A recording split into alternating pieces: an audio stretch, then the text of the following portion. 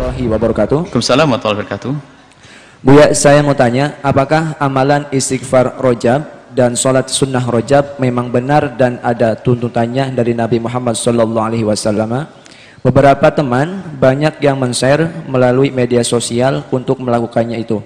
Terima kasih Bu atas nanti jawabannya. Wassalamualaikum warahmatullahi wabarakatuh. Waalaikumsalam warahmatullahi wabarakatuh. Dan hari ini ulama berbeda pendapat. Kami tidak menge-share dan anak-anak kami dilarang untuk menge-share.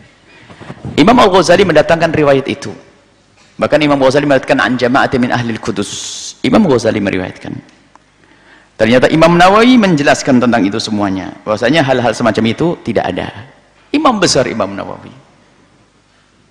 Maka kami arahkan untuk mengamalkan yang sudah jelas saja. Tanpa harus kita mengatakan itu urusan para ulama. Apakah harus kita mengatakan Imam Ghazali melakukan bid'ah? Oh bukan. Imam Ghazali ada hujjah. Akan tetapi ulama yang datang setelah Imam Ghazali menjelaskan itu semuanya. Tapi ingat, jangan mencaci. Kita tidak kerjaan kita mencaci. Hanya kami pilihkan yang lebih tepat saja. Kita ikut para ulama, ikut Imam Nawawi dan yang lainnya. Lakukan amal-amal yang sudah jelas saja. Yang sudah pasti, tingkatkan sholat malam mau sampai 1000 rakaat juga tidak apa-apa. Tanpa harus anda nisbatkan kepada amalan malam rojab, enggak. Cuman Imam Nawawi dan ulama besar yang datang setelah Imam Ghazali menjelaskan itu semuanya. Dan termasuk ada amal-amal yang dalam kitab Ihya Ulumuddin. Ihya Ulumuddin kitab besar, kitab dahsyat, ulama dikritisi oleh para ulama, tapi ulama mengkritisi bukan mencaci maki, menjelaskan apa yang didatangkan Imam Ghazali tidak kami temukan di perpustakaan kami dan sebagainya. Mereka punya adab, tidak langsung mengatakan Imam Ghazali ahli bid'ah seperti orang akhir zaman ini. Apa? Orang akhir zaman berani mengatakan Ghazali ahli bid'ah. Ente ini siapa? Kambing nyundang gunung itu. Kambing nanduk gunung. Imam Ghazali orang besar. Tapi ulama-ulama mengatakan, aku tidak menemukan di perpustakaan saya. Kenapa? Terlalu luas ilmunya Imam Ghazali rahimahullah ta'ala. Tapi seseorang harus sesuai dengan batasan masing-masing. Selagi menurut Imam Nawawi kok tidak ada, Imam Nawawi adalah orang besar. Kalau kita ngikut Imam Nawawi dalam posisi aman. Tapi tetap mengamalkan punya amalan yang lainnya. Nah, kita tidak menge-share yang demikian itu. Tapi kita tidak mengatakan itu bid'ah karena ini urusan ulama-ulama besar. Hanya ulama-ulama besar seperti Nawawi dan sebagainya mengatakan bahasanya amalan-amalan itu tidak kami temukan riwayat-riwayat yang benar dari Nabi Muhammad SAW. Khilaf di antara para ulama kita.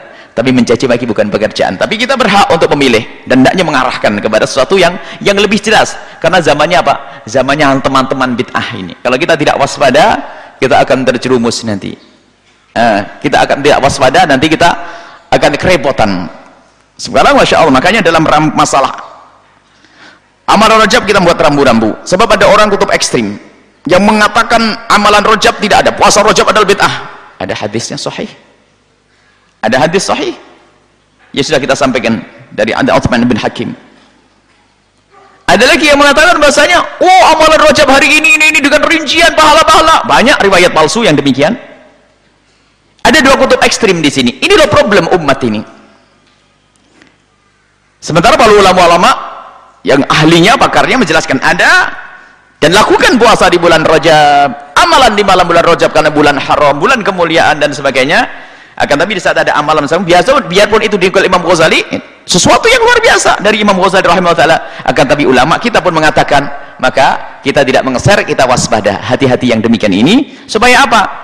Dan kami menghimbau kepada siapapun, jika sesuatu itu akan menjadi khilaf, biarpun itu benar dari misalnya omongan guru kita, tapi kalau menjadi halaf itu Anda tidak bisa menjelaskan semuanya, malah bisa saja Anda membuat fitnah buat guru Anda. Mungkin guru kita ngomong suatu omongan yang sangat berat dan itu omongan antara dirimu dengan dia, sangat pribadi, masalah ru'yah, ketemu apa, ketemu ini, kadang tidak bisa kita sebarkan kepada siapapun. Karena apa? Bukan karena gurumu bohong, tidak. Engkau tidak mampu menerjemahkan kepada semua orang. Bahkan bisa saja engkau menjerumuskan gurumu sehingga gurumu dikatakan pendusta.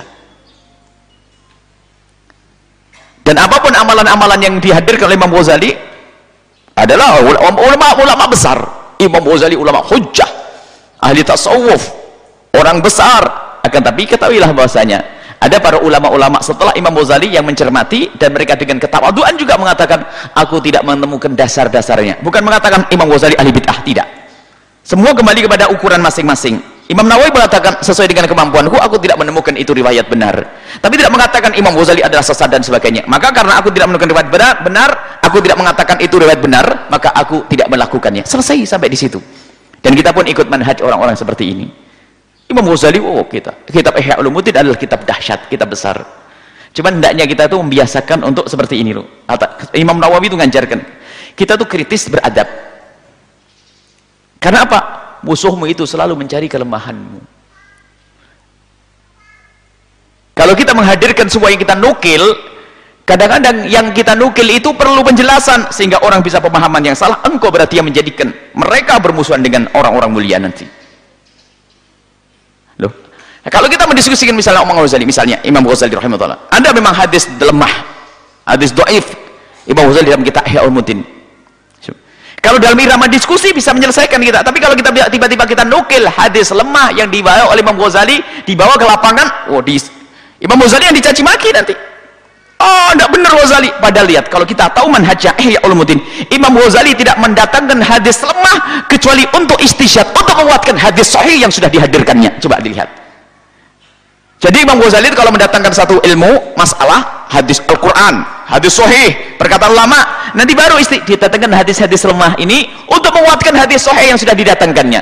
Cuman kadang-kadang kita latah ngambil hadis lemah, kita keluarkan, akhirnya yang dicaci Imam Ghazali rahimahullah ta'ala. Berarti yang salah siapa? Kita telah menghadirkan dengan cara yang salah. Padahal Imam Ghazali itu waspada, hadis ini adalah tidak sampai derajat maudhu kata Imam Ghazali, tapi lemah biarpun lemah banget sesuai dengan hadis sahih.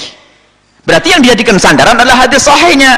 Ini penceramah ngambil yang menarik, diambil yang bawah, hadis sahih yang tidak dibawa. Apa yang terjadi di lapangan? Hadis palsu atau hadis dhaif yang sangat parah diangkat. Padahal tidak ada hadis lemah yang diangkat oleh Imam Ghazali kecuali untuk mengukuhkan, untuk mengantarkan pemahaman kita akan hadis sahih yang sudah disebutkan di awal bab. Ini harus hati-hati gini. Ini adalah pemahaman kajian ilmiah. Ini biasanya harus dihadirkan di antara para tulabul ilm. Kalau insyaallah ibu amalkan, kalau yang sudah mengamalkan diterima oleh Allah Subhanahu wa taala. Wallahu a'lam.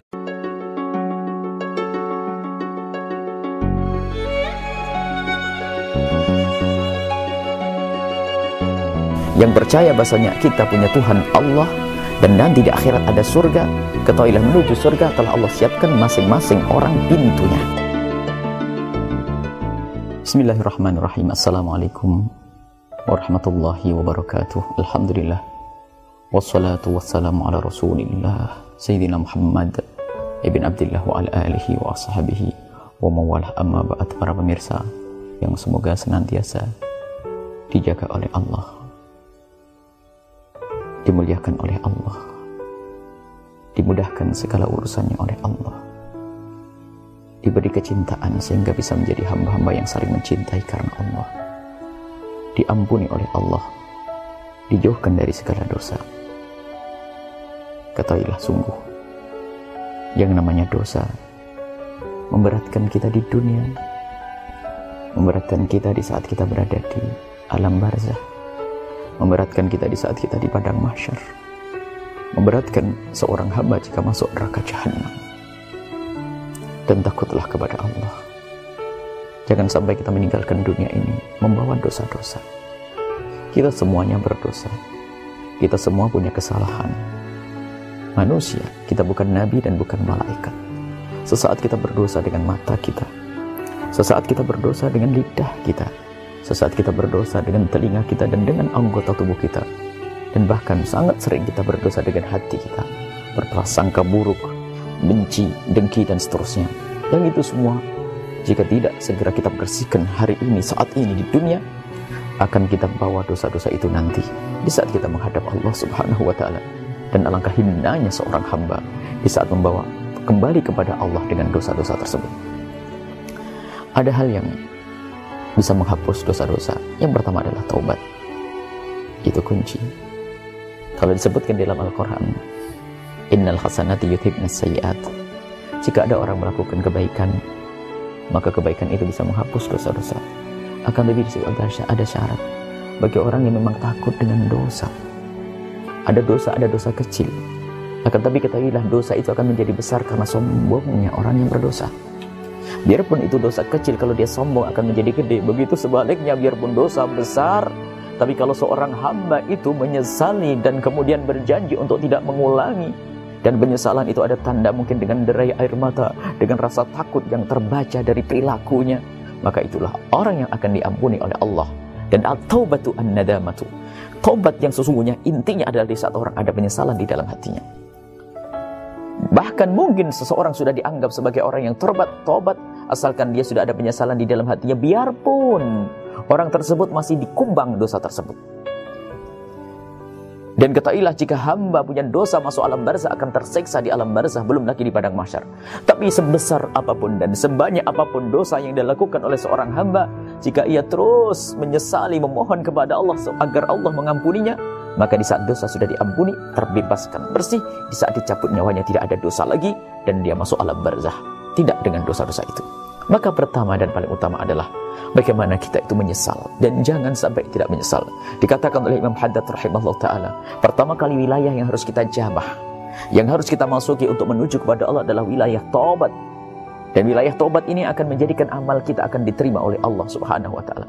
Amal kita akan terjaga. Kemudian setelah kita bertobat menyesal, baru langkah selanjutnya amal-amal baik. Atas dasar penyesalan, kita berbuat baik sebagai penyesalan kepada Allah subhanahu wa ta'ala. Kita ingin diampuni oleh Allah, sehingga sholat kita yang dikatakan sholat kepada sholat kafaratun bainahuma. Kalau kita menunggu sholat dengan sholat menjadi sebab diampuni, puasa dengan puasa sebab diampuni, umrah dengan umrah sebab diampuni. Akan tapi itu semua dasarnya adalah penyesalan yang luar biasa di dalam hati kita. Maka kita tingkatkan ibadah kita, dan agar ibadah kita punya nilai pahala yang besar untuk kita, tapi sekaligus punya nilai penghapus dosa, mari kita senantiasa hadirkan penyesalan yang dalam atas segala dosa, merenunglah atas segala kesalahan. Semoga Allah mengampuni dosa kita, memudahkan kita untuk beramal baik, sehingga menghadap kepada Allah tanpa dosa dan dengan pahala yang berlipat ganda di hadapan Allah. Semoga Allah menjadikan kita semua ahli surga. Allah subhanahu wa ta'ala, terima kasih. Assalamualaikum warahmatullahi wabarakatuh.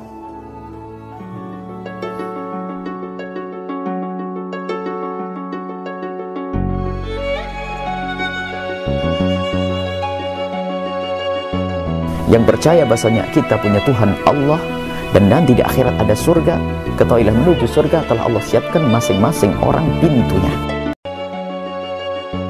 Yang percaya bahasanya kita punya Tuhan Allah, dan nanti di akhirat ada surga, ketahuilah menuju surga telah Allah siapkan masing-masing orang pintunya.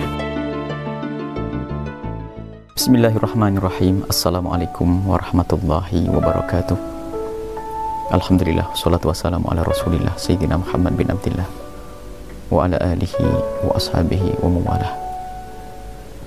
Pemirsa yang semoga dimuliakan oleh Allah, dengan dimudahkan oleh Allah untuk meningkatkan ketaatan, dengan dimudahkan oleh Allah untuk menjauhi kemaksiatan. Antara ketaatan dan dosa, antara ketaatan dan dosa adalah saling menghapus. Kapan seseorang melakukan banyak dosa, bisa saja kebaikan yang pernah dilakukan akan terhapus. Maka dari itu, mari di bulan mulia ini kita semua benar-benar menjaga amal yang sudah kita lakukan. Jangan sampai terhapus dengan dosa-dosa yang kita lakukan. Kuncinya sederhana. Kuncinya sederhana, jangan sampai ada di antara kita meremehkan dosa-dosa. Sebab banyak dosa-dosa yang dilakukan oleh seorang hamba menjadikan amal baik yang dilakukan terhapus. Dan alangkah banyaknya hamba yang tertipu dengan memperbanyak amal ibadah, sementara dia tidak menghentikan kemaksiatan yang dilakukan, sehingga ia sia-sia, tidak menuai apapun pahala. Karena apa? Dosa yang dilakukan lebih gede daripada kemaksiatan daripada amal baik yang dilakukan, dan tidak seimbang. Dosa yang menjadikan amal kita sia-sia dan tidak dinilai oleh Allah adalah dosa yang kita sombong dengan dosa tersebut, tidak mencoba untuk menyesal. Dan dosa yang disebutkan Rasulullah seperti dosa menggunjing, mendengki, menggunjing, diungkapkan oleh lidah. Mendengki ada di dalam. Sampai dikatakan al-hasadu ya'kulul hasanat kama ta'kulun nar al-hatab. Yang namanya dengki akan menghapus kebaikan-kebaikan seperti api memakan kayu bakar. Begitu cepatnya. Orang punya amal baik kadang lupa dan lengah, sehingga hatinya rusak, mendengki kepada saudaranya. Di saat saudaranya beli mobil, dia sakit. Di saat saudaranya dibangun rumah, dia sakit, maka kalau ada penyakit di dalam hatinya akan menjadikan ia melakukan sesuatu yang menjadikan amal itu habis. Nah, ini mengerikan. Kadang orang terlena dan terlupa. Kapan itu? Di saat mereka banyak ibadah. Makanya jangan hanya kita memperbanyak ibadah, akan tapi ingat dosa-dosa yang kita lakukan bisa saja menjadikan sebab ibadah kita hangus. Bahkan kalau ada seorang hamba tidak punya ibadah sunnah yang banyak, hanya melakukan sholat 5 waktu saja, puasa Ramadan saja, zakat sesuai dengan aturannya, kemudian apa, haji kalau memang dia mampu, kemudian dia menjauhkan dirinya dari segala kemaksiatan, cukup dengan itu semua untuk masuk surga Allah. Akan tapi sebaliknya ada orang yang kalau dilihat dia sedekah jago, sholat malam hebat, puasa Ramadan iya, akan tapi ternyata dia punya kebiasaan menggunjing seseorang atau meremehkan dosa-dosa. Maka meremehkan dosa penghapus amal baik, karena kesombongan dengan Allah yang katanya mengharap pahala, akan tapi kenapa dia tidak takut dosa kepada Allah? Kita semua melakukan kesalahan dan kita semua melakukan dosa, akan tetapi Allah juga Maha Pengampun. Maka dari itu, membatasi dosa, menyesali dosa, memohon ampun atas segala dosa, maka itu adalah untuk menjaga amal kita. Dan juga menggunjing misalnya, sampai dikatakan di hadapan Nabi pernah bersabda, atadruna manil muflis? Nabi pernah berkata, menanya sahabat-sahabat beliau, atadruna manil muflis? Apakah kamu tahu siapakah orang yang bangkrut? Nabi SAW bertanya kepada sahabat-sahabat, menjawab spontan, kami tahu ya Rasulullah, orang bangkrut orang yang datang di hari akhir, di hari kiamat, bisyamin wa zakatin wa sholat, dengan puasa, dengan zakat, dengan amal baik. Akan tapi wa qad daraba hadza wa syatama hadza wa akhadha mala hadza wa qadhafa hadza, akan tapi telah mencaci si A, menggunjing si B, dan melakukan kejahatan dengan sesama manusia. Maka dengan demikian dia disebut sebagai orang bangkrut. Karena apa? Amal baik yang dilakukan nanti harus diberikan kepada orang yang dizalimi. Maka jaga lidahmu dari menggunjing orang, merendahkan orang, menyakiti orang, berbuat zalim kepada seseorang. Karena itu semua akan menghabiskan pahala kita. Mari kita berusaha menjaga hubungan kita dengan manusia, hubungan kita dengan Allah. Tidak cukup kita menjalin hubungan baik dalam arti beribadah kepada Allah, akan tapi ingat dosa-dosa kita jauhi. Dan kalau kita sudah terlanjur melakukan dosa, segeralah minta ampun kepada Allah Subhanahu wa taala. Jangan sampai dosa itu menggerogoti amal kita, menghabiskan amal kita, sehingga kita menjadi orang yang bangkrut, sia-sia menuju menghadap kepada Allah tanpa bekal apapun. Semoga di bulan mulia ini kita senantiasa diberi bimbingan oleh Allah, dimuliakan oleh Allah di dunia dan di akhirat. Assalamualaikum warahmatullahi wabarakatuh. Warahmatullahi wabarakatuh. Alhamdulillah. At-Tawwab, Al-Ghaffar, Al-Ghafur. Wassallallahu wasallamu ala habibina wa syafi'ina wa maulana sayyidina Muhammad wa ala alihi wa ashabihi wa tabi'ina lahum bi ihsanin ila yaumiddin, amma ba'd. Ketahuilah bahwa di dalam kita memohon kepada Allah, Allah sudah menjanjikan, ud'uni astajib lakum. Memohonlah engkau kepadaku, niscaya aku akan kabul, akan aku beri. Mungkin ada seorang hamba yang berkata, doaku belum dikabul. Ketahuilah bahwa yang perlu kita koreksi dulu adalah cara berdoa, memohon kepada Allah. Bagaimana kita memohon kepada Allah? Sekarang kita membuat contoh saja. Suatu ketika kita membuat kesalahan dengan orang tua kita. Bukan kesalahan, apakah besar atau kecil, salah. Kemudian saat kita membuat kesalahan kepada orang tua, tak taunya besok paginya kita butuh uang, mau minta duit kepada orang tua kita. Kira-kira adab kita bagaimana di saat kita mau minta duit kepada orang tua kita? Kalau orang cerdas akan berpikir, dia minta maaf terlebih dahulu. Kalau kita melakukan kesalahan, maaf pun belum, tiba-tiba langsung minta duit, mungkin bisa menjadi marah orang tua kita. Walillahil mathalul a'la. Memang kita membuat contoh untuk Allah tidak boleh. Ini hanya pendekatan saja. Bagaimana orang yang tidak pernah bertobat lalu berdoa, Doanya tidak dikabul oleh Allah. Sampai digambarkan dalam hadis Nabi, diceritakan tentang seorang yang asy'ad aghbar, orang yang dalam keadaan bajunya compang-camping, muddu yadah, memohon kepada Allah. Artinya digambarkan doa yang memenuhi syarat-syaratnya, menjauhi daripada gebyar dunia, kemudian menengadahkan tangan, ya muddu yadahu, manjang menengadahkan tangannya.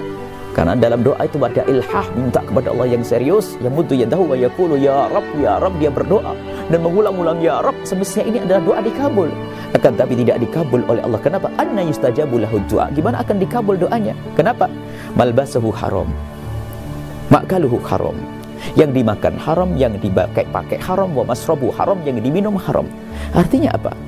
Kalau dia belum tobat, bagaimana Allah akan mengabul? Kayak tadi, kepada orang saja seperti itu.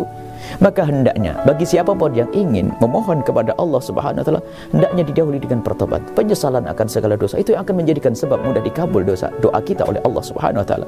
Maka taubat nasuha adalah pembuka segala pintu berdoa, akan buka pintu doa. Beristighfar. Kita menginginkan rezeki, kita menginginkan keturunan, kita menginginkan kemudahan. Bagaimana Allah Subhanahu wa taala mengajari? Istaghfiru rabbakum innahu kana ghaffara. Mohonlah ampun kepada Allah, sesungguhnya Allah adalah Maha Pengampun. Setelah itu apa? Selama ini yang kita inginkan, kita mohon, panjatkan kepada Allah, akan diberi. Yursil sama alaikum midrara, akan diberikan Allah hujan. Wa yumdidkum bi amwali wa banin, akan diberi oleh Allah kekayaan, kecukupan, anak keturunan yang baik dan seterusnya. Jadi taubat ini adalah syarat kalau kita ingin dikabul doa kita oleh Allah Subhanahu wa taala. Istighfar dengan menyesal. Kemudian setelah kita mohon ampun kepada Allah, menengadahkan tangan, memohon kepada Allah Subhanahu wa taala. Jadi agar doa kita dikabul, syarat pertama dan utama adalah bagaimana kita memohon ampun kepada Allah Subhanahu wa taala. Kita hilangkan hijab itu. Kita hilangkan sebab Allah murka kepada kita. Dan kalau sudah orang banyak istighfar, ketahuilah Allah akan memberi apa yang kita inginkan, biarpun kita belum sempat menengadahkan tangan, biarpun kita belum sempat memohon kepada Allah Subhanahu wa taala. Kemudian nanti ada penjelasan selanjutnya, pengkabulan doa tidak harus di dunia, tapi ada nanti di akhirat. Dan pengkabulan doa kadang tidak seperti yang kita inginkan, kadang menjadi bentuk lain yang lebih penting lagi. Intinya bahwa doa yang kita panjatkan hendaknya didahului dengan permohonan ampun. Jadi antara tobat dengan doa adalah sangat erat. Doa itu sendiri adalah ibadah. Jadi di dalam berdoa, yakini bahasanya ini adalah amal ibadah kepada Allah Subhanahu wa taala. Bahkan dikatakan doa itu mukhul ibadah, saripati ibadah. Lengkaplah seorang hamba yang bermohon kepada Allah, didahului dengan doa, didahului dengan pertobatan, bebas dia. Dosa diampuni oleh Allah, pangkat tinggi di hadapan Allah Subhanahu wa taala. Di dunia pun dikabul doa-doanya, di akhirat dikabul, sehingga betul-betul menjadi manusia mulia di dunia dan di akhirat. Kuncinya adalah tobat dan memperbanyak amal, memohon kepada Allah Subhanahu wa taala. Wabillahi taufiq wal hidayah. Assalamualaikum warahmatullahi wabarakatuh.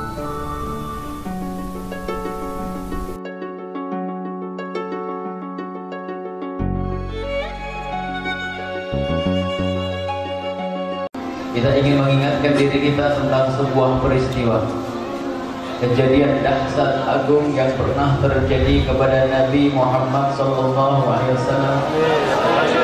yaitu Isra Mi'raj. Dan Isra Mi'raj adalah perjalanan istimewa Rasulullah dari Masjidil Haram ke Masjidil Aqsa hingga terus diangkat ke atas langit ketujuh. Kemudian Allah memberikan wahyu salat. Dan wahyu salat ini adalah mengikat antara kita dengan Allah. Al-ahdu baini wa bainana wa baina Allah, al-ahdu bainana wa bainal muslimin. Bagi riwayat, dalam riwayat as-salat, al-ahdu baini wa baina abdi as-salat wa man tarakaha faqad kafar. Yang mengikat antara kita dengan Allah adalah salat. Jadi salat itu adalah ikatan antara seorang hamba kepada Allah. Dan sungguh bagi siapapun yang meninggalkan salat, dosanya amat besar. Dan dosanya adalah luar biasa, karena itu adalah melakukan dosa gede. Dan karena salat itu dosanya besar, maka yang mau melaksanakannya pahalanya juga paling gedenya pahala. Pun demikian, karena dosanya sangat besar, maka Allah mudahkan urusan sholat, sehingga tidak ada yang boleh meninggalkan sholat dalam keadaan apapun, sesibuk apapun, tidak boleh meninggalkan sholat. Dan Allah memberikan kemurahan di dalam kita melaksanakan sholat. Tidak bisa berdiri boleh duduk, nggak bisa duduk boleh baring, nggak bisa baring boleh terlentang. Terserah. Yang penting jangan sampai ada di antara kita lupa waktu sholat dan lupa melakukan sholat. Dan wudhu pun boleh pakai air, kemudian nggak punya air boleh pakai debu. Kalau nggak ketemu air, nggak punya debu boleh sholat, nggak pakai air dan pakai wudhu, nggak pakai tayamum. Jadi dimudahkan. Jadi kalau ada orang tidak bisa sholat, maka yang salah adalah gurunya. Dan tidak ada orang yang meninggalkan sholat kecuali karena dihinakan oleh Allah. Jadi kalau ada orang susah melaksanakan sholat, itu nanti di dalam hadis Isra Mi'raj diceritakan nanti orang yang suka meninggalkan sholat itu kepalanya berat, dilempari oleh orang-orang sampai hancur berdarah, balik lagi, hancur berdarah, balik lagi. Mereka itu adalah orang-orang yang meninggalkan sholat wajib. Dan meninggalkan sholat dosa besar. Maka jangan sampai ada di antara kita yang mudah meninggalkan sholat. Takutlah kepada Allah dalam keadaan apapun. Maka tidak ada orang yang meninggalkan sholat kecuali memang orang itu dihinakan oleh Allah. Kenapa? Sholat itu gampang. Sholat itu ringan. Sholat zuhur 3 menit. Sholat subuh 2 menit. Dan kalau orang melakukan sholat, dia tidak menyunggi apapun di atas kepalanya, tidak menjinjing sesuatu apapun di tangannya, dan boleh di mana saja, tidak harus di masjid, kecuali sholat berjamaah hendaknya dilakukan di masjid, di mana saja. Boleh dilakukan di mana saja. Coba, kalau orang melakukan sholat, di kepalanya nggak ada apa-apa, di tangannya tidak ada apa-apa, dan cuma 2 menit, 3 menit, belum tentu orang bisa melakukan sholat. Maka orang yang meninggalkan sholat untuk orang yang dihinakan oleh Allah. Bahkan orang ada bisa mengangkat batu terjang keras sehari berjam-jam di bawah terik matahari, berjam-jam bisa, belum tentu dia bisa melakukan sholat. Yang ngangkat batu, ngangkat pasir bisa berjam-jam, tapi belum tentu dia bisa melakukan sholat. Karena sholat ini adalah istimewa. Maka kalau ada orang disusahkan oleh Allah untuk sholat, itu tanda mau dimasukkan ke neraka jahanam. Semoga Allah menjadikan kita semua ahli sholat. Dan kasihan orang yang meninggalkan sholat. Kasihan orang yang meninggalkan sholat. Begitu mudahnya sholat. Sholat itu adalah amal ibadah yang paling ringan, gak pakai modal. Zakat masih pakai. Zakat wajib, tapi setelah orang itu kaya. Dan sholat ternyata mudah, sangat mudah. Bahkan di dalam pepergian pun boleh kita mengkosornya atau boleh menjamahnya, dan masih ada kemudahan-kemudahan. Baik, itulah hadiah dari Allah lewat Nabi Muhammad untuk kita, agar mengikat kita dengan Allah, yaitu jadwal rutin kita melakukan. Dan di dalam perjalanan Isra Mi'rajnya Nabi, di situ ada kejadian unik, kejadian aneh, kejadian luar biasa. Dan kejadiannya Isra Mi'raj itu sendiri adalah luar biasa. Bagaimana seseorang bisa melaksanakan perjalanan dari Mekah ke Palestina hanya dalam waktu semalam. Masya Allah. Dan susah orang paham makna ini. Makanya kalau di kampus-kampus kejadian ini mau diilmiahkan, nggak akan ilmiah. Sebab ini bukan pekerjaannya akal untuk menilai dan tidak patuh dan tunduk kepada riset. Ada sebagian orang percaya kepada kajian ilmiah kalau memang hal tersebut sudah patuh dengan riset. Riset itu adalah uji coba. Siapa yang melakukan Isra Mi'raj lagi yang bisa uji coba benar gak? Tidak ada. Jadi kalau sudah perjalanan Isra Mi'raj, serahkan urusan ini kepada Allah, karena Allah yang menyebutkan di dalam Al-Quran subhanalladzi asra. Ini Isra Mi'raj. Dan Mi'rajnya disebutkan oleh Nabi Muhammad SAW. Gak ngejar kita. Kalau mendekatkan pemahaman, ya ada semut naik pesawat tiba-tiba dari Surabaya ke Jakarta dalam waktu 1,5 jam. Itu untuk mendekatkan, tapi perjalanan Isra Mi'raj tidak sampai Nabi Muhammad SAW melihat surga, dan surga itu surga hakiki. Ini kejadian yang tidak ada orang bisa melakukan riset. Dan kalau mau ditundukkan dengan kajian ilmiah, malah tidak ilmiah. Sudah, karena ini pesan, ini adalah disebutkan oleh Allah, disebutkan oleh Rasulullah, tinggal kita percaya. Maka urusan Isra Mi'raj urusan hati. Kalau hatinya orang benar tidak dikuasai kesombongan, mudah. Sebab apa? Allah yang maha kuasa yang memperjalankan Nabi Muhammad. Bukan Nabi Muhammad berjalan sendiri, sehingga di dalam Al-Quran disebutkan subhanalladzi asra, maha suci dan yang memperjalankan Nabi Muhammad, bukan berjalan sendiri. Asra, diperjalankan. Maka di sini yang perlu kita hadirkan adalah hati. Kepercayaan dengan hati, bukan akal. Akal gak nyambung. Hati yang percaya. Dan Nabi Muhammad pun, nah ini bab hati semuanya. Nabi Muhammad yang mau di-Isra Mi'rajkan itu ternyata diampirkan oleh malaikat Jibril ke sumur Zam-Zam, dibelah dada beliau dengan cara yang hanya Allah dan malaikat Jibril yang tahu, dan Rasulullah setelah dibelah dada Nabi Muhammad, dibersihkan hati beliau yang sudah bersih, baru ditutup kembali, baru Nabi Muhammad layak untuk melakukan Isra Mi'raj. Artinya apa? Isyarat rasanya untuk mencapai kemuliaan yang ditata dalam urusan hati, bukan sujud rukuknya. Sujud rukuknya orang sombong menghantarkan ke neraka. Akan tapi hati yang perlu ditata. Sehingga Imam Ghazali rahimahullah ta'ala menyebutkan bahwasanya ilmu membersihkan hati itu fardu ain di atas fardu ain. Sebab banyak amal ibadah yang dilakukan seorang hamba ternyata habis sesaat karena kedengkian di dalam hatinya, karena kesombongannya, karena riyanya. Maka hati yang perlu ditata. Maka Rasulullah waktu di Isra Mi'rajkan, dibersihkan hati beliau yang sudah bersih, baru setelah itu bisa menjadi sama, bisa Isra Mi'raj dengan linuriyahu min ayatina. Jadi kalau sudah hati itu benar, maka akan bisa melihat ayat-ayat tanda-tanda kebesaran Allah. Tapi kalau hati orang nggak benar, susah, dia bisa melihat tanda-tanda kebesaran Allah. Biarpun itu Al-Quran yang dibaca, tidak seperti ayat Al-Quran. Penghafal Al-Quran hatinya kotor, gelap, hanya bisa menghafal lafaznya, tapi hatinya tidak sambung kepada firman Allah Subhanahu wa ta'ala. Begitu sebaliknya, kalau orang sudah hatinya tertata, hatinya benar, maka dia bisa membaca ayat-ayat Allah. Linuriyahu min ayatina, dan kami tambahkan, Allah berfirman. Assalamualaikum warahmatullahi wabarakatuh. Alhamdulillah, wassalatu wassalamu ala rasulillah Sayyidina Muhammad bin Abdullah wa ala alihi wa ashabihi wa mawalah, amma ba'd.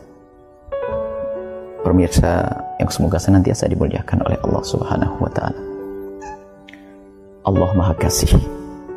Semoga Allah senantiasa memberikan kepada kita segala kebaikan dan memudahkan kita untuk mendapatkan kebaikan. Dan ketahuilah, Tuhan kita Allah Maha Kasih akan selalu memberikan kepada setiap hambanya jalan menuju kebaikan.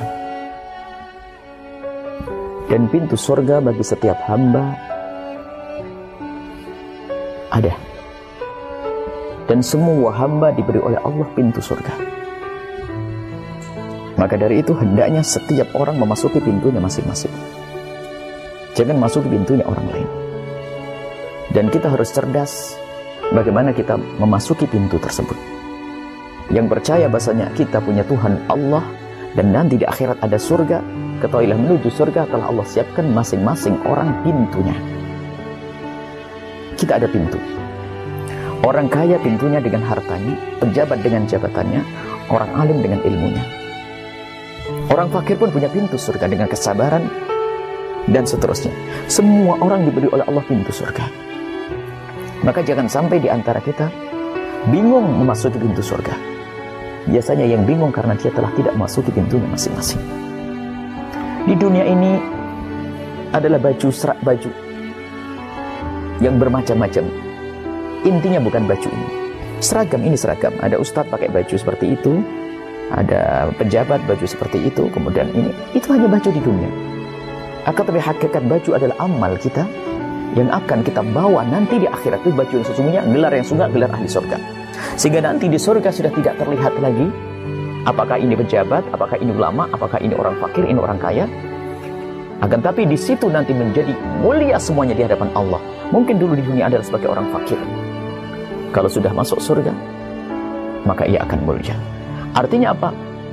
Kemuliaan itu Allah berikan kepada kita jalan menuju kemuliaan tersebut, asalkan kita tahu jalannya. Maka kami selalu menghimbau kepada siapapun, masuki pintumu masing-masing. Jangan tolak-tolak pintu orang lain. Sehingga kami selalu menyeru kepada kawan-kawan, ayo kita berjuang menuju surga kita masing-masing. Allah siapkan surga untuk kita. Dengan apa? Dengan keahlian masing-masing. Ayo bergabung. Sehingga kita selalu mengajak. Kalau kita memberikan lembaga kita ke lembaga pengembangan dakwah, kita ingin mengajak semuanya berkiprah dalam dakwah. Dengan bermacam-macam keahliannya. Yang jago IT, yang jago ilmu teknologi, teknologinya. Yang jago ilmu kedokteran dengan kedokterannya. Yang jago ilmu ekonomi dengan ekonominya. Yang dia punya kekayaan dengan kekayaannya, yang punya tenaga dengan tenaganya. Di saat seseorang memasuki pintunya orang lain capek.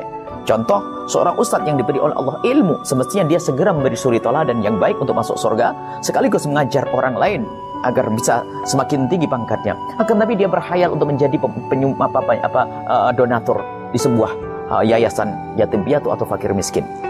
Sementara dia tidak punya bakat untuk bekerja. Sehingga apa? Dia nggak mendapatkan duit, nggak dapat apa-apa. Ngajar juga tidak. Karena dia salah alamat, salah jalan.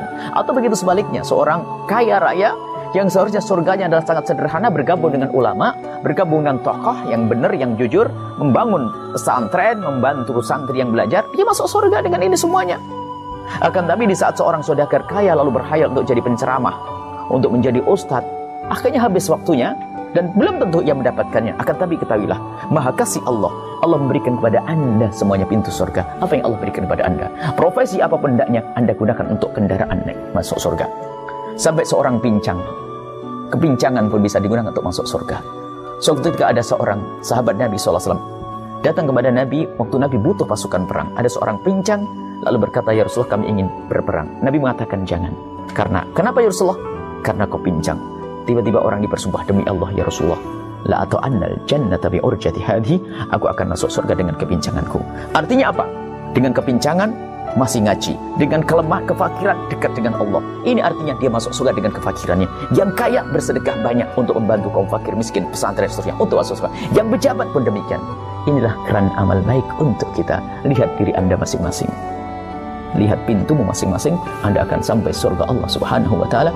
Wabillahi taufiq wal hidayah. Wassalamualaikum warahmatullahi. Assalamualaikum warahmatullahi wabarakatuh. Waalaikumsalam warahmatullahi wabarakatuh.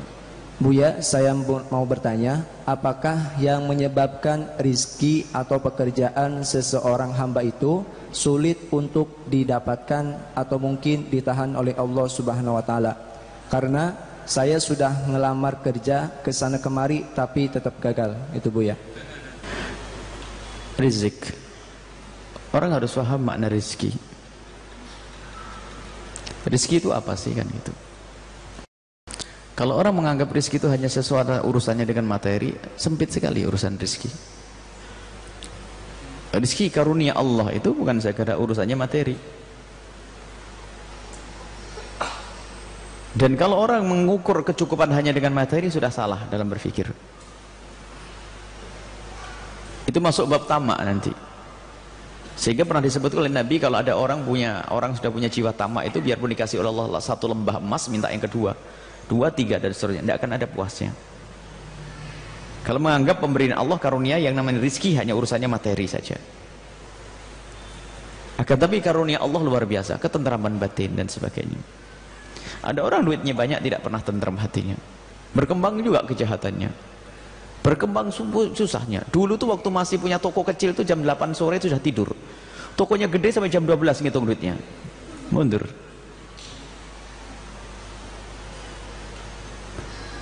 Dulu tuh masih punya usaha kecil-kecilan itu gampang ketemu sama tetangga saudara ini. Giliran gede itu Masya Allah bingung tuh, Musa, sibuk saya. Aduh mohon maaf lagi meeting. Disibuknya, senasib. Tidak tenang dia, padahal duitnya banyak mestinya kan. Dulu waktu masih punya sepeda engkol, ngaji seminggu sekali datang. Giliran punya motor sebulan sekali. Waktu punya mobil ketemu kiainya waktu hari raya tok. Sudah nasib itu deh. Mana itu rezeki? Mana rezeki bukan itu? Tidak tentrem dia, mana? Dia malah nggak jadi. Mestinya kan dulu tuh alasannya punya motor biar cepet. Tapi malah tidak. Dia punya berubah. Baik. Satu. Kemudian kedua, urusan kita bukan hanya di dunia. Kalau kita tahu bagaimana orang soleh tadi, kalau sudah menemukan dirinya susah, sempit rezekinya, miskin, langsung bangga, ahlan bi syiarit solihin. Ini syiarnya orang-orang soleh. Kefakiran, kekurangan itu syiarnya orang-orang soleh.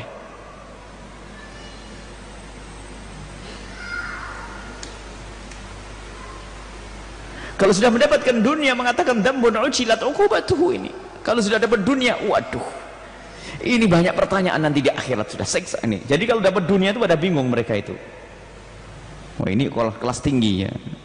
Baik, kita tidak usah tinggi-tinggi kelasnya, sudahlah. Sekarang bagaimana? Nah, ini terlalu tinggi banget. Bagaimana kalau dapat kefakiran sum'alan ini? Itu hakikat, nggak bisa dibuat-buat. Kalau sudah orang sampai makom ini sudah kerasa sendiri nanti.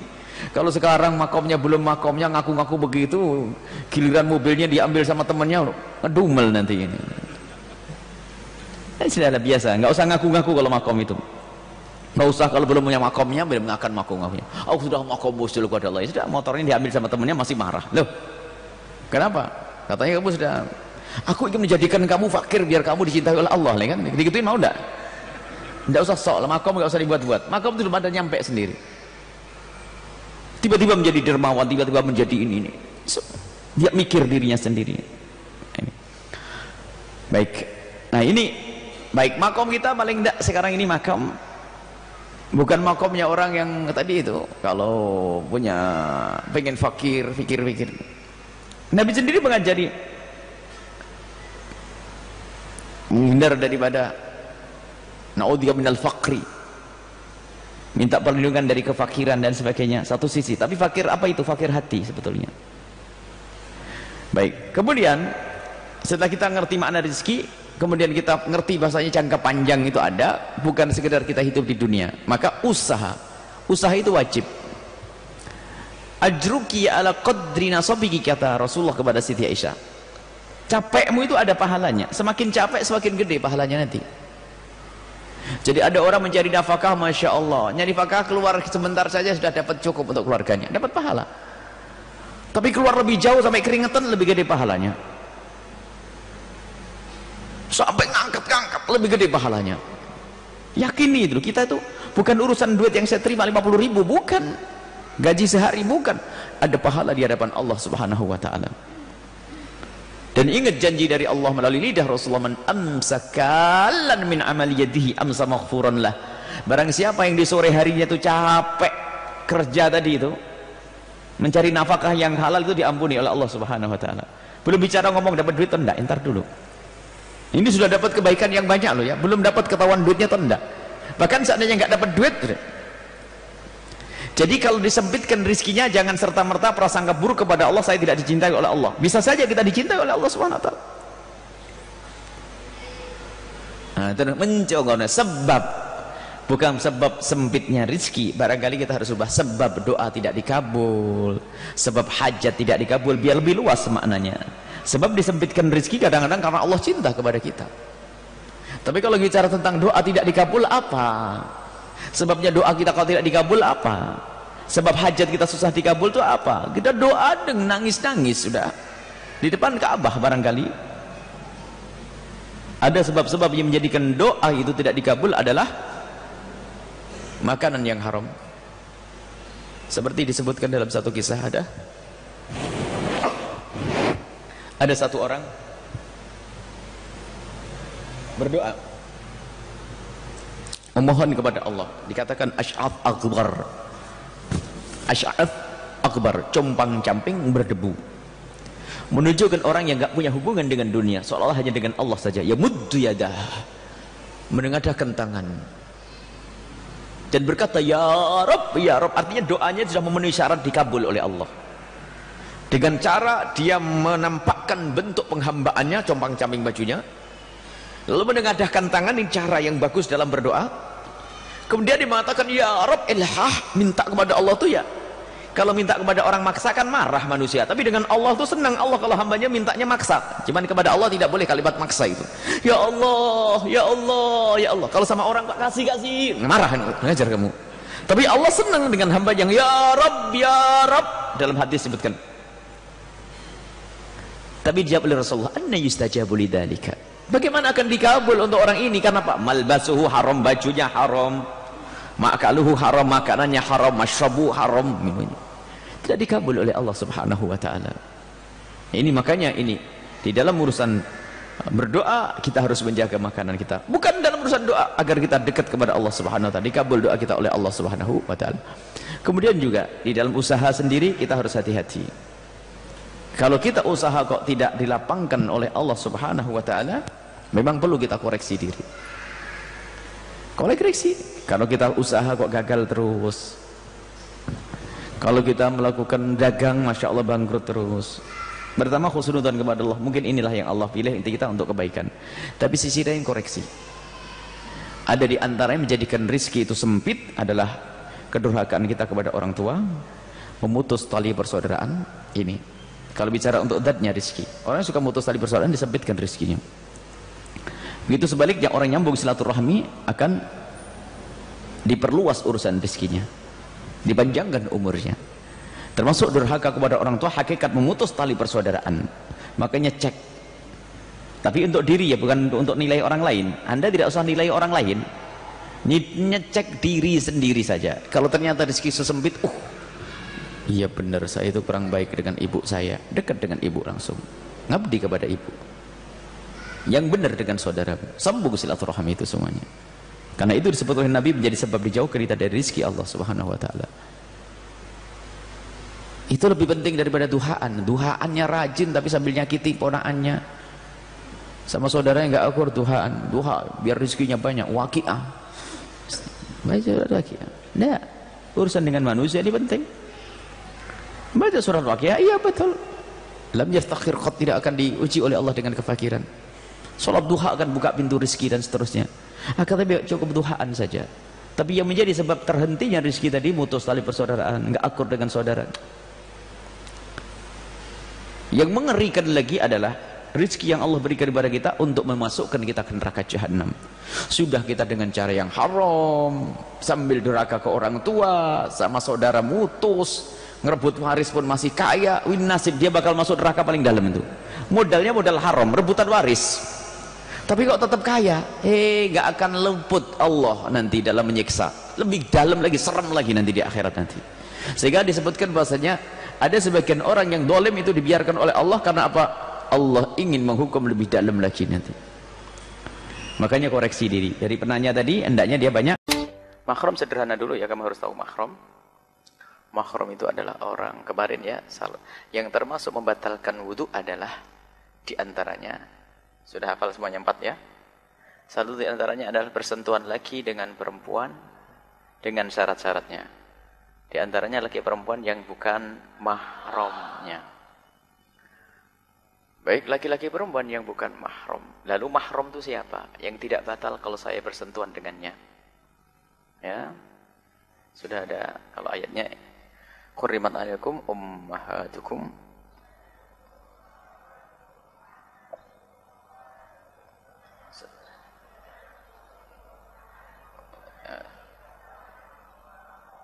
Min ar-rada'ati. Min ar-rada'ati. Yakum lati dakhaltum bihinna fa in lam takun dakhaltum bihinna fala junah.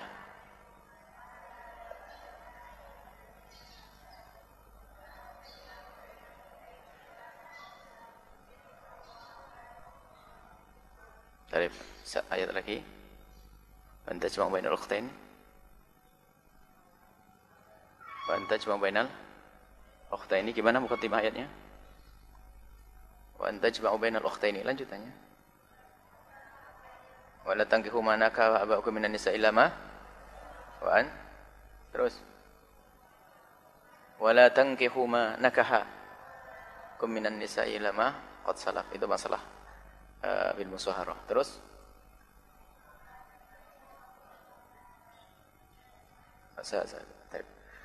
itu ada 3 ayat mahram itu kalian hafal. Ya, jadi mahram itu ada 3. Yang pertama mahram karena nasab. Yang kedua mahram karena susuan. Yang ketiga adalah mahram karena pernikahan. Kalian harus paham di sini. Untuk jelaskan mahram nasab, entengnya gampang. Kamu bayangkan dulu membuat segi 4 gitu. Mahram nasab adalah nih segi 4. Di kiri kananmu kakak adikmu. Pokoknya ketemu bapak sama atau ibu sama atau bapak ibu sama. Seandainya bapakmu menikah cerai sampai anaknya 1000. Ibu yang berbeda-beda, semua adalah mahram dengan kamu. Yang penting ini satu pangkat denganmu. Lurus. Saudaramu. Harus paham, saudara tiri itu bukan saudara seayah, seibu. Ada sebagian masyarakat kita ini kalau misalnya ada kalau misalnya salah seorang anak mempunyai bapak. Bapaknya menikah lagi, kemudian punya anak. Itu dianggap saudara tiri, bukan. Itu saudara seayah. Bapaknya sama. Jadi masyarakat kita menganggap setiri. Tiri itu begini. Bapakmu menikah dengan seorang perempuan itu membawa anak. Itu saudara tiri. Tapi kalau bapakmu menikah dengan seorang wanita, lalu punya anak dari bapakmu, itu saudara seayah. Mahram. Saudara tiri tidak mahram. Bapakmu boleh menikah dengan seorang wanita tersebut, ente nikah dengan anak wanita tersebut, bareng satu kuade. Nah. Jadi beda, harus paham betul nih. Kadang-kadang kita paham saudara tiri. Kalau saya tanya orang Indonesia saudara tiri sudah hati-hati apa dulu. Jadi ini yang pertama satu jajar denganmu, saudaramu, adikmu, kakakmu, adikmu, seberapapun banyaknya, baik seayah atau seibu sama. Kemudian ke atas sampai Nabi Adam. Kalau ente ketemu Nabi Adam enggak batal wudu. Mbahmu itu. Ente yang laki-laki ketemu Siti Hawa, mbahmu. Pokoknya ke atas, nyambung biarpun lika-liku. Nah, perempuan laki, pokoknya nyambung ke atas. Dari mbah perempuanmu punya bapak sama. Dari mbah laki-lakimu punya bapak sama. Pokoknya ke atas. Sampai Nabi Adam. Paham enggak? Dapat 1, 2, ketiga, turun ke bawah sampai hari kiamat. Kamu awet muda, umur 500 tahun, ketemu anak gadis di tahun ke 2500. Setelah direntet nasabnya nyambung kepada kamu, ke atas. Gak boleh nikah, mahram, ke bawah sampai hari kiamat. 1, 2, 3. Tiganya jelas ya. Baru yang keempat ada di mana? Yang keempat adalah orang yang sepangkat dengan bapakmu. Sepangkat dengan bapakmu. Termasuk ke atas kakek. Sepangkat dengan bapakmu. Jelas? Paman. Kalau kamu bibi. Jadi kamu dengan bibimu tidak batal wudu. Tidak boleh menikah. Dapat berapa? Dapat 4.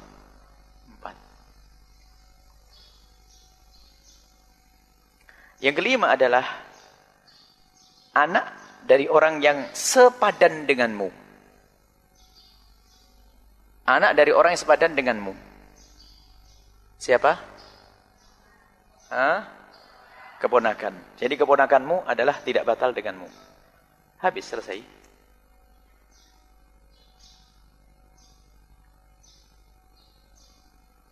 Hurrimat alaikum ummahatukum ke atas. Wa banatukum ke bawah. Yang diajak ngomong laki-laki itu. Ummahatukum, ibumu, biarpun melalui siapa sampai atas. Wa banatukum, wa akhwatikum.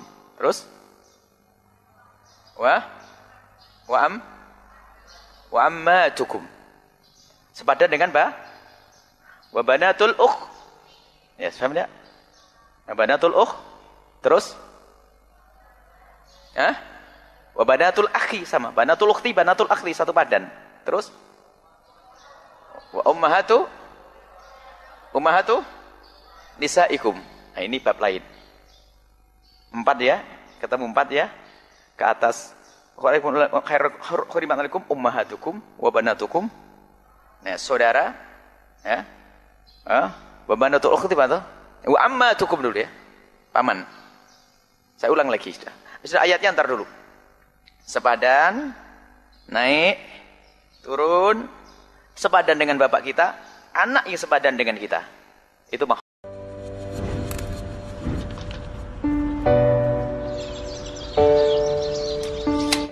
Kemudian setelah itu musyawarah yang ketiga. Karena pernikahan. Karena pernikahan.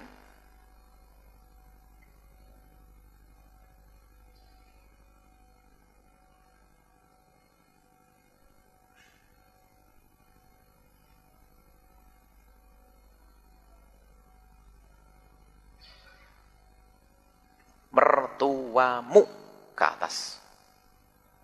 Satu, mertuamu ke atas.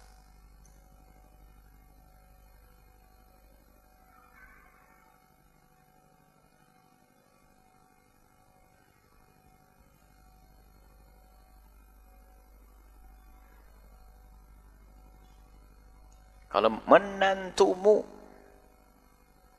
kalau menantumu tidak boleh ke bawah, nggak ada ke bawah. Menantumu tok.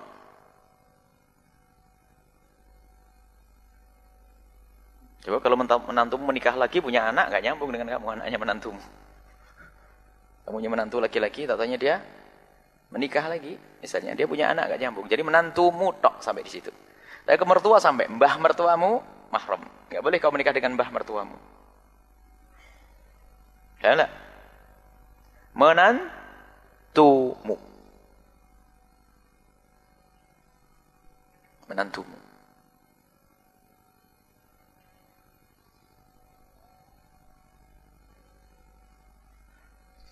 Yang kedua,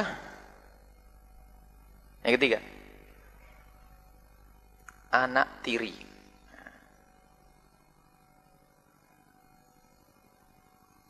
Anak tiri. Anak tiri.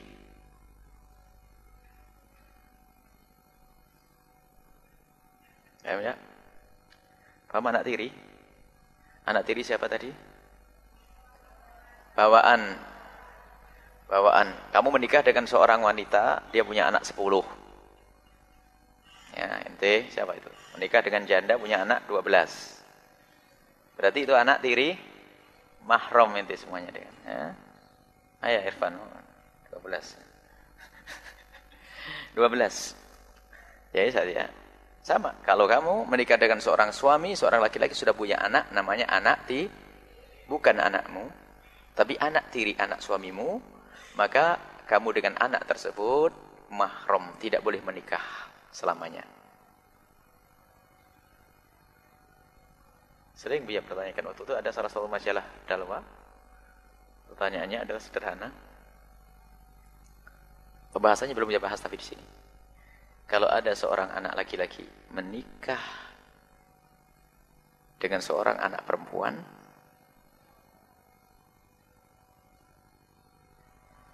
dan nanti kalau mau tambah pusing. Dalam Al-Qur'an ya, wa rabaibukum allati fi hujurikum min nisaikum allati dakhaltum bihinna fa illam takunu dakhaltum bihinna fala junah. Baik. Roba, anak tiri robaib itu. Semuanya ada di situ. Nah, jadi kalau kamu baca semuanya ada di dalam Al-Qur'an tadi. Robaib anak tiri.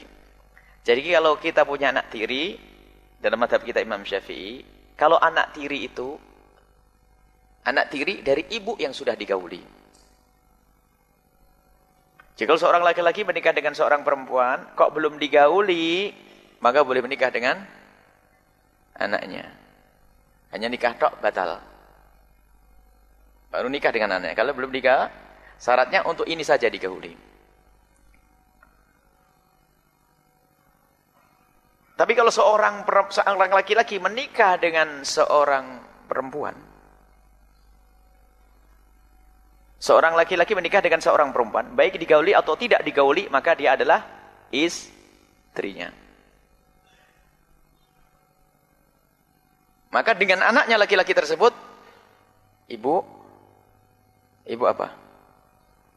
Ibu tiri. Tidak paham ya? Hah? Ibu tiri apa enggak? Ibu tiri. Kamu seorang laki-laki, contoh saja, punya seorang bapak. Menikah dengan seorang perempuan. Maka kamu dengan perempuan tersebut namanya apa? Ibu tiri, kamu anak tiri. Baik. Baik sudah digauli atau belum digauli. Kemudian dicerai, ini pertanyaan di Basyirah dulu waktu masalah. Kemudian dicerai, belum digauli. Rupanya dulu nikahnya nikah mahram saja, biar masuk rumahnya gampang nikahi, sehingga masih kecil.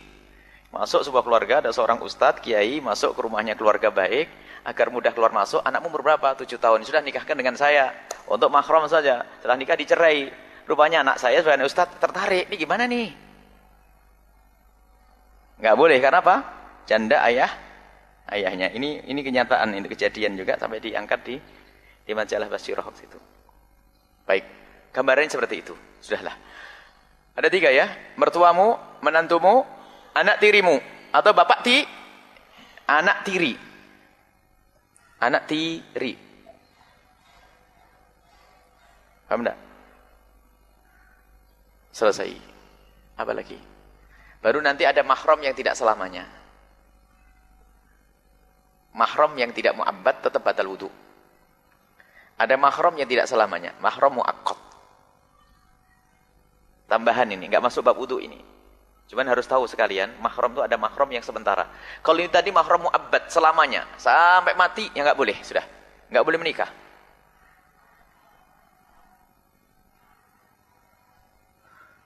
Mahram selanjutnya adalah mahram yang tidak selamanya. Ipar. Seorang laki-laki menikah dengan seorang perempuan,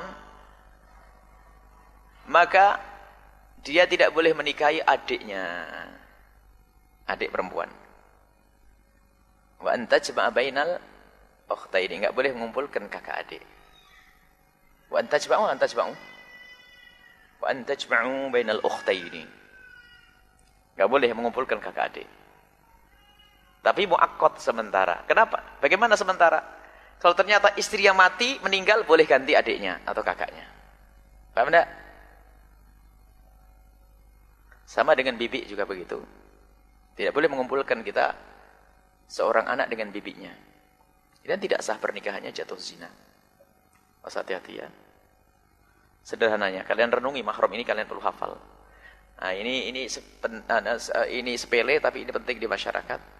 Sehingga kamu tahu siapa yang boleh bersentuhan tangan lalu tidak batal, siapa yang boleh bersalaman, siapa yang boleh berduaan kamu dengannya, siapa yang boleh membuka auratmu, membuka rambutmu. Di depan mahram semuanya kalian boleh membuka rambut kalian.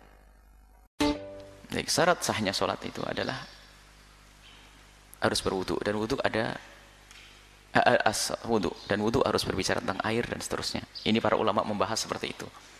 Tapi sebetulnya kalian harus mengetahui siapakah yang punya kewajiban untuk melakukan sholat dan belajar ilmu sholat dan belajar fikih seperti ini. Ini fardu ain, tidak boleh orang tidak belajar. Ilmu yang kalian pelajari ini wajib dipelajari oleh semua orang yang beriman. Profesor, doktor, insinyur, segala macam profesi wajib belajar ilmu ini. Artinya ilmu ini sangat penting untuk kalian ajarkan kepada orang lain. Yang tidak mempelajari ilmu ini tidak selamat. Karena ini berkenaan dengan fardu ain, kewajiban untuk diri sendiri. Siapakah orang yang wajib belajar semacam ini? Dan siapakah orang yang wajib belajar ilmu wudu, ilmu sholat? Mereka adalah orang yang disebut dengan orang mukallaf. Orang mukallaf harus tahu. Siapakah orang mukallaf? Ini langsung saja nanti kalian murojaah sendiri. Ini praktis singkat. Orang mukallaf. Orang mukallaf adalah orang yang punya kewajiban-kewajiban. Jadi kalau tidak mukallaf tidak punya kewajiban. Orang mukallaf yang pertama adalah orang yang berakal. Syarat mukallaf ada 4. Syarat seseorang disebut sebagai orang mukallaf harus memenuhi 4 syarat. Yang pertama, dia harus orang yang berakal. Sehat akalnya. Maka dari itu orang gila tidak punya kewajiban apapun. Orang gila tidak punya kewajiban apapun. Atau kita temukan orang idiot yang lemah sekali, akalnya tidak bisa menjangkau, tidak bisa faham, maka tidak punya kewajiban. Harus faham ini. Maka jika ada orang terlahir dari kecil kok gila, maka dia adalah ahli surga. Sampai mati gila, ahli surga. Kita menemukan ada orang-orang yang tidak bisa faham, biarpun sudah gede tubuhnya, tapi mohon maaf idiot. Yang betul-betul nggak bisa faham, dia tidak punya dosa, subhanallah. Memang dipandang di dunia adalah orang yang kurang, akan tapi di hadapan Allah tidak ada kurang. Karena dia tidak punya pelanggaran kepada Allah Subhanahu wa taala. Yang pertama berakal, yang kedua adalah balik. Balik. Orang balik. Anak yang balik. Balik itu adalah dengan tanda-tanda. Kapan seseorang itu disebut sebagai orang yang balik? Balik itu dewasa. Balik itu sudah punya kewajiban. Maksudnya balik itu adalah salah satu syarat disebut sebagai orang taklif. Bagaimana balik? Ciri-ciri balik, seseorang disebut sebagai orang balik laki-laki atau balighah perempuan adalah yang pertama, bagi laki-laki dulu. Kalau seorang anak laki-laki baru disebut sebagai seorang yang balik, dan setelah itu baru dihitung dosanya. Dihitung dosanya. Tanggung jawab di hadapan Allah. Anak yang balik adalah anak yang sudah mencapai, yang sudah keluar mani. Yang pertama adalah keluar mani di umur 9 tahun Hijriah. Keluar mani di umur 9 tahun Hijriah.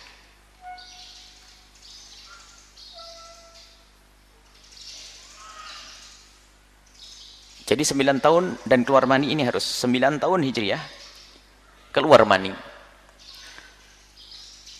Kalau ternyata tidak keluar mani di usia 9 tahun, belum disebut sebagai seorang balik.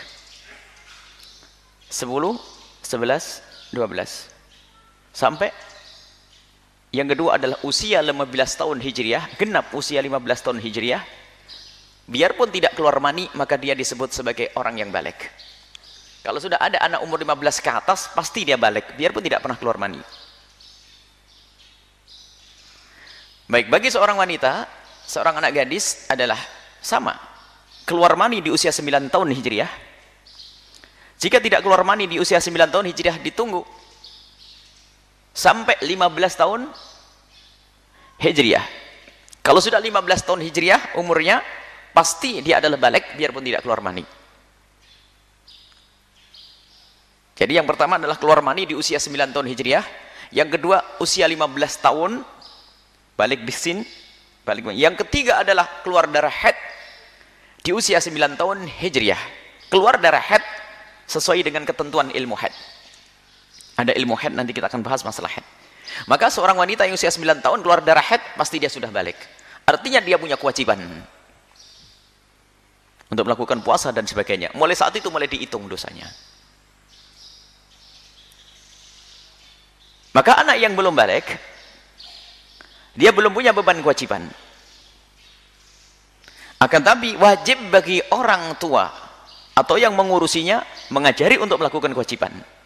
Jangan sampai salah ini.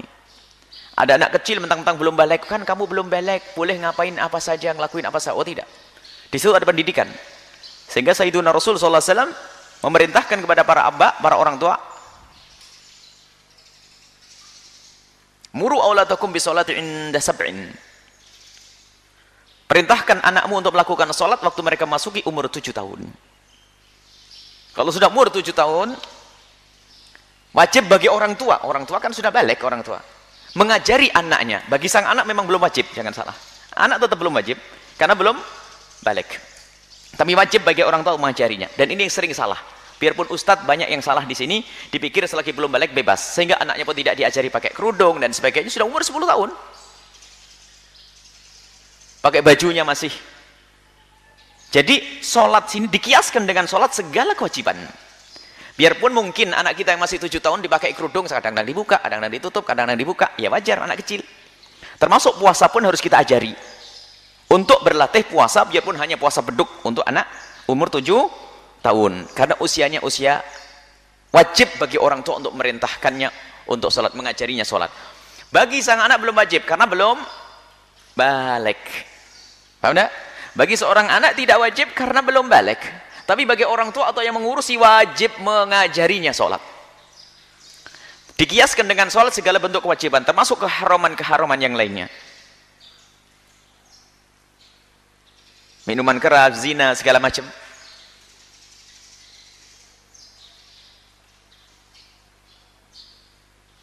Seorang anak kecil tidak ngerti dosa.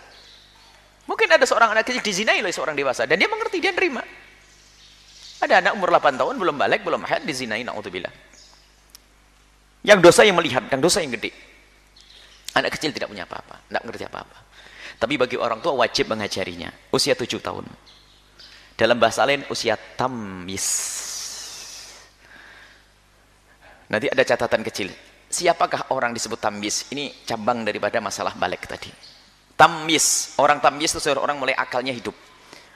Seorang anak kecil disebut sebagai seorang yang tamyiz, yang transaksinya boleh dianggap, omongannya sudah mulai dianggap.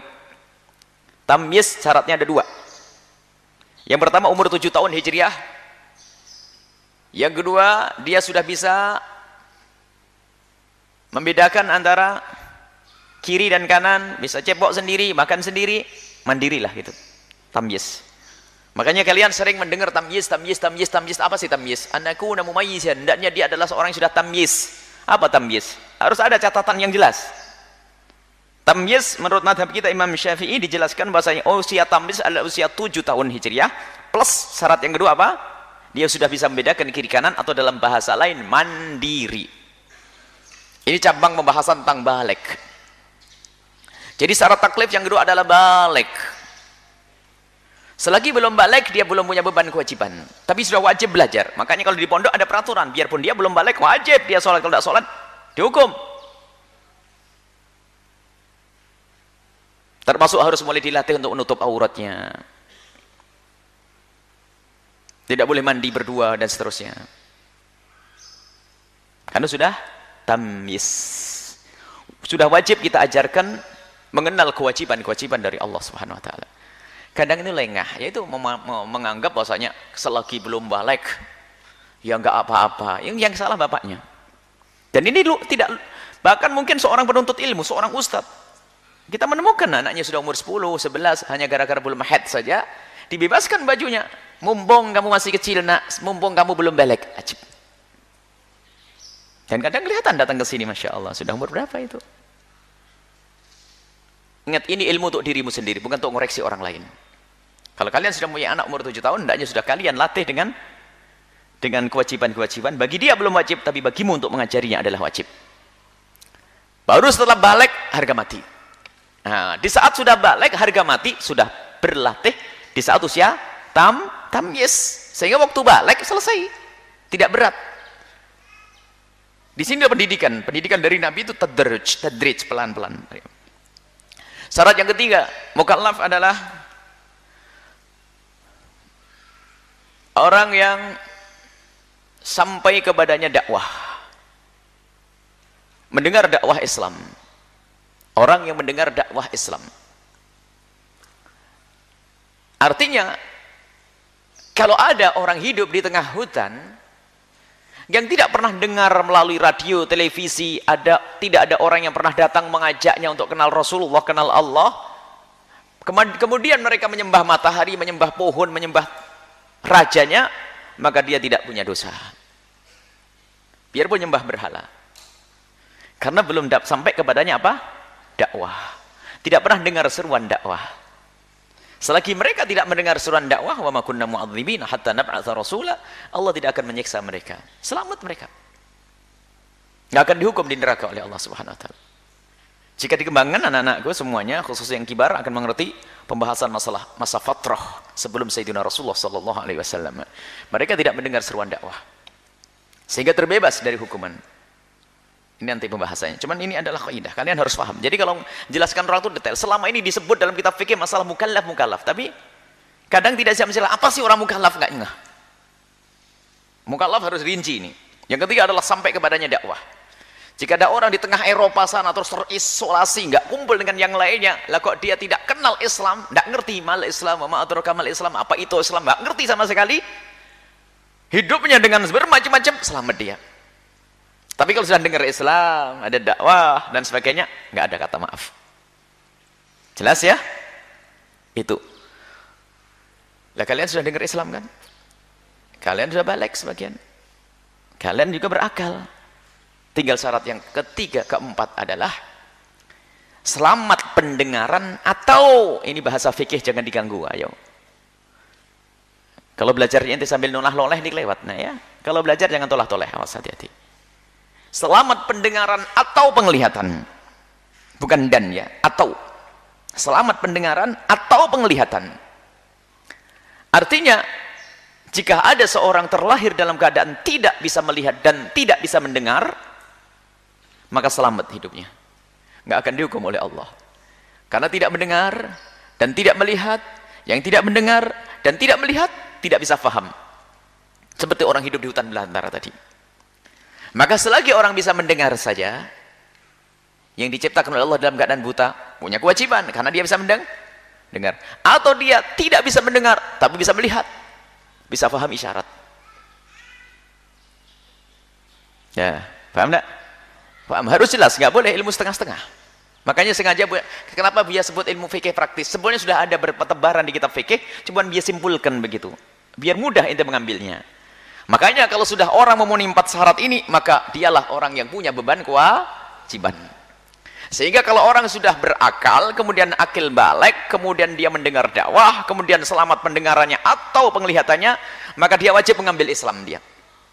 Kalau tidak mengambil Islam, dia adalah di neraka jahanam. Sehingga biasanya syarat taklif ditambah yang kelima adalah Islam. Tapi Islam ini adalah setelah 4 ini. Bagi anaknya orang Islam sudah Islam. Maka berarti bukan bicara tentang Islam, karena engkau sudah menjadi anaknya orang Islam. Biarpun belum balik, sudah jadi anaknya orang Islam. Makanya biasanya sebagian mengumpulkan syarat taklif ada 5. Enggak, pisah dulu. Sebab kalau anaknya orang Islam nggak butuh yang kelima ini. Mau tidak mau anaknya orang Islam adalah Islam. Makanya 4 saja. Tapi bagi orang kafir yang sudah memenuhi 4 ini, berakal, balik, dengar seruan dakwah Islam, kemudian dia bisa mendengar atau bisa melihat, wajib menerima Islam. Kalau tidak menerima Islam adalah kafir, khalidina fi jahannam, abadi di neraka jahannam. Nah sekarang kita bicara ini, kalian sudah muslim memenuhi 4 ini. Setelah kalian memenuhi syarat 4 ini, berarti kalian wajib belajar ilmu wudu, ilmu sholat, kewajiban iman dan seterusnya, wajib. Kalau kalian tidak belajar, haram, dosa. Yang tidak sholat, haram dan dosa. Yang tidak belajar wudu, haram dan dosa. Nah inilah untuk memberikan motivasi kepada kalian, bahasanya belajar ini wajib. Termasuk siapapun barangkali yang mendengar ini, melihat ini, suatu ketika menyaksikan ini, Anda seorang pengusaha dan seterusnya, wajib Anda belajar. 4 hal sudah terpenuhi pada diri Anda bukan gila, Anda bukan anak kecil, Anda mendengar Islam, Anda bisa melihat atau Anda bisa mendengar, maka saat itu Anda wajib mengambil kewajiban-kewajiban, wajib belajar. Dan belajar wudhu itu enteng, lebih susah belajar fisika, lebih susah belajar kimia, lebih susah belajar matematik. Akan tapi bagaimana ada seorang ahli dalam ilmu fisika tapi belajar ilmu wudhu nggak mau?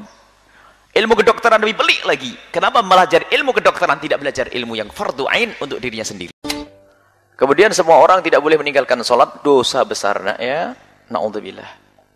Makanya tolong sholat itu difahamkan dengan cara yang mudah. Makanya termasuk fikih praktis ini memudahkan bagaimana orang bisa melakukan sholat. Jangan sampai sholat dipersulit. Haram kalian mempersulit urusan sholat. Sebab ini adalah amalan berat, amalan besar. Kalian ringankan seringan-ringannya. Kalian ringankan seringan-ringannya. Orang boleh meninggalkan sholat, tapi wajib diqadha. Tidak dosa dia meninggalkan sholat. Yang pertama karena ketiduran. Ada catatannya nak ini nanti tak? Tidur seperti apa nanti? Kamu catat dulu. Yang pertama ketiduran. Yang kedua lupa. Nah, lupa nggak bisa dibuat-buat nak ya.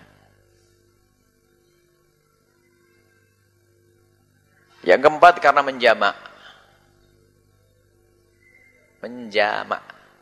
Yang keempat yang ketiga menjamak. Kalian meninggalkan waktu zuhur untuk kalian jamak dengan waktu asar. Ya enggak? Dipaksa, yang keempat dipaksa untuk meninggalkan sholat. Kalau kamu sholat, aku bunuh. Tentunya dengan catatan siapa yang seperti apa sih paksaan itu kan gitu. Keterangannya tidur itu nak. Kalau keterangan tidur, yang boleh, yang tidak dosa meninggalkan sholat, yang pertama adalah orang yang tidur sebelum masuk waktu sholat. Jam begini kamu tidur, jam begini tidur, bangun-bangun asar, zuhurmu hilang, kamu tidak dosa. Memang betul kamu dirotan sama ustadz, iya. Cuman memang di hadapan Allah tidak dosa. Karena memang betul-betul kamu tidur. Tidur beneran, bukan pura-pura tidur. Karena tidurmu sebelum masuk waktu sholat. Kalau tidurmu sebelum masuk waktu sholat, maka kamu tidak dosa meninggalkan sholat itu. Tapi dengan catatan ini, catatan kecil di bawah. Dengan catatan, dia menduga bakal bangun di waktu sholat.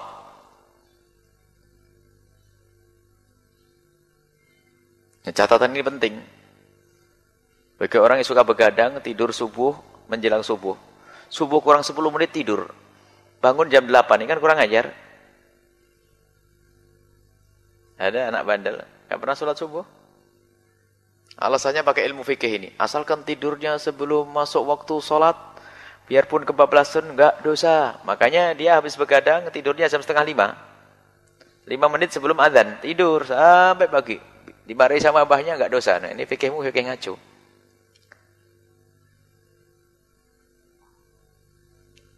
Dengan catatan apa? Menduga. Dia bisa bangun. Kalau dia menduga tidak bisa bangun, wajib nunggu. Misalnya itu tadi, ngantuk bener. Ini kalau saya sholat, pas sekali tidur, pasti kebablasan. Pasti kebablasan. Sudah sering saya itu. Tunggu 5 menit lagi. Gimana caranya? Jalan-jalan gimana? Pokoknya harus tunggu. Atau pesan sama orang, suruh gebukin nanti. Kalau dia bebas lempak, kalau dia diam-diam tidak boleh, haram, dosa. Maka ada catatannya. Yang kedua, tidur setelah masuk waktu sholat, tapi dia yakin bakal bisa bangun sebelum keluar waktu sholat. Dengan kebiasaannya satu. Yakin bisa bangun dengan kebiasaannya. Biasanya tidur dia hanya setengah jam dok. Habis adzan duhur langsung, habis adzan duhur langsung tidur. Belum sholat, ketiduran. Dia biasanya tidur 1 jam dok. Bangun masih jam 1. Dengan kebiasaan. Yang kedua, dengan minta dibangunkan oleh seseorang yang bisa dipercaya. Minta bangunin Ali, enggak benar. Ali bangunin saya ya. Wah, ini ngaco. Ali anak kecil. Ali enggak ngerti waktu sholat. Minta dibanguni oleh orang yang mengerti. Yang ketiga, dengan alat yang pasti beker. Jadi kamu putar setengah jam aja deh, saya ngantuk banget 1 jam deh. Saya putar 1 jam bunyi. Nah, kalau sudah kamu siap begitu,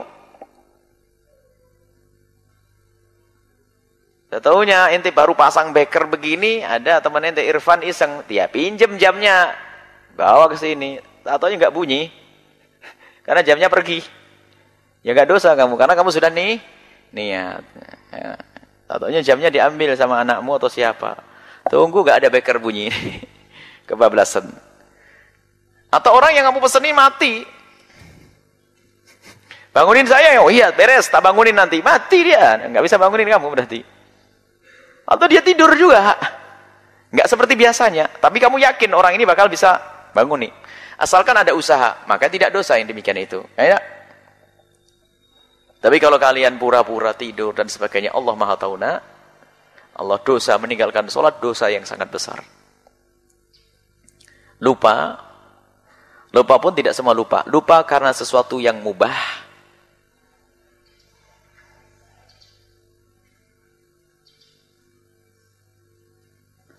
Sunnah dan wajib.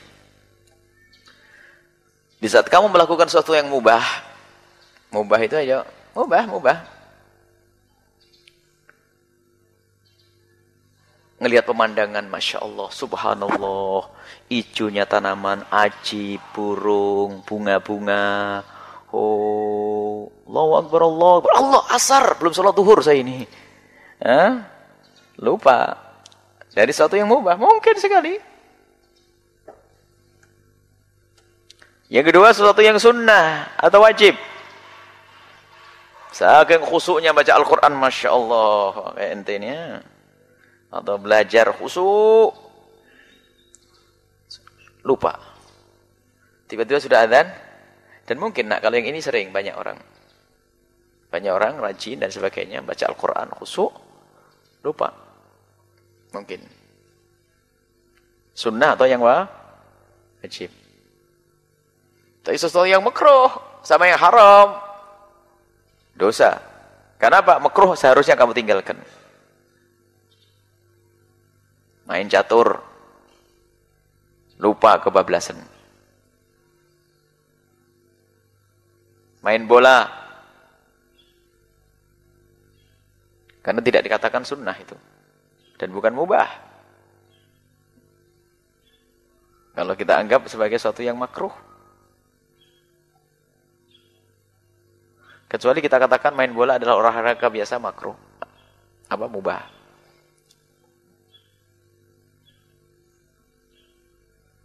Anggap saja, sudah kita keluarkan bola dari yang makruh. Bukan makruh. Olahraga yang benar. Misalkan tidak meninggalkan waktu sholat dan sebagainya. Anggap saja permainan yang sesuatu yang makruh. Apalagi haram. Melihat sesuatu yang haram. Apa saja. Film yang haram ini. Na'udzubillah. Haram kebablasan. Haram ya haram. Maka menjadikan sholat, meninggalkan sholat hukumnya haram. Tapi apapun bentuknya, sholat harus kamu qadha. Kalau kamu ma'an sholatin, fal yusalli matastayqadha. Barang siapa yang tertidur lalu meninggalkan sholat, hendaknya dia wajib mengqadha sholatnya kapan dia bangun.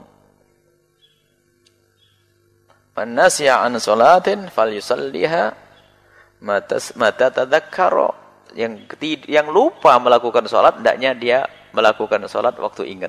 Maka ini yang dikatakan para ulama wajib mengqadha. Cuma tidak dosa, nak ya. Karena sebabnya tadi jelas. Dipaksa sama orang, ayo. Dipaksa. Kalau ada orang memaksamu untuk tidak sholat, awas kalau kamu sholat, kamu akan aku bunuh.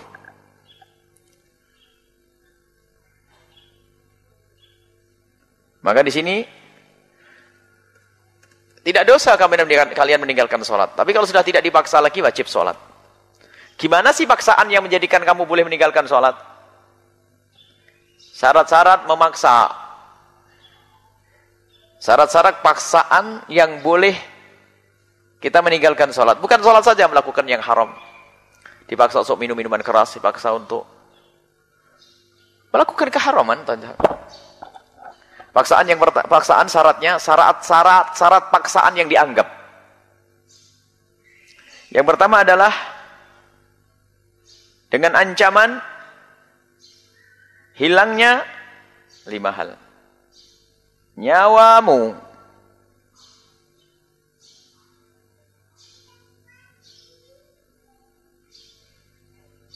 akalmu, fungsi tubuhmu, aku potong jempolmu. Fungsi tubuhmu.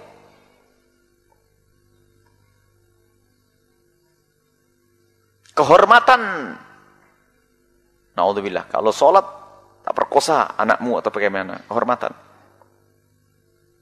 Yang kelima adalah harta. Kamu sholat, awas. Ambil mobil ini, motor ini. Harta dijaga ternyata. Jadi kalau ada orang ngancam mau mengambil itu semuanya, kamu boleh meninggalkan sholat. Subhanallah, urusan harta. Karena hak.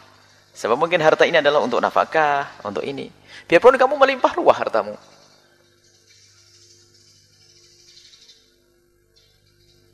Yang kedua, yang memaksa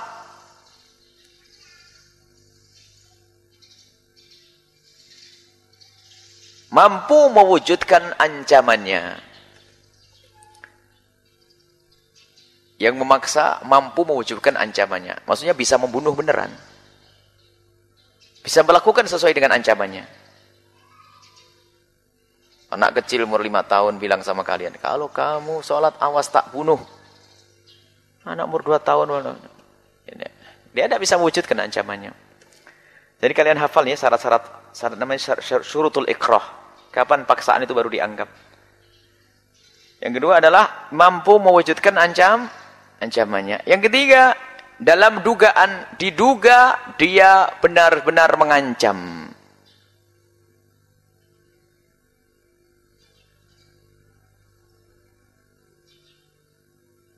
Bukan guyonan. Kalau teman guyon, awas ya kamu sholat nanti ya tak potong jempolmu. Kalau ngomong temannya itu beneran enggak kira-kira? Itu mau sholat tak potong jempolmu. Ya guyu ketawa saja kita. Tapi kalau orangnya berani nih, kemarin sudah kejadian 2 orang dipotong jempolnya nih. Ini ada tanda-tanda. Jadi harus kalian menduga dia bakal mewujudkan omongannya. Yang keempat, tidak ada pilihan.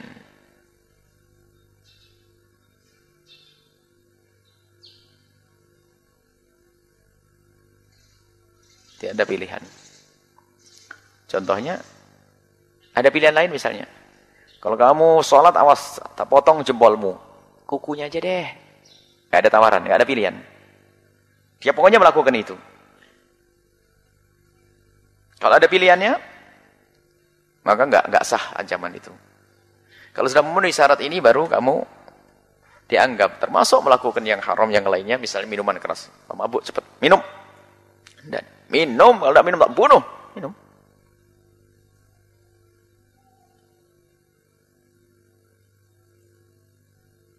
Selesai.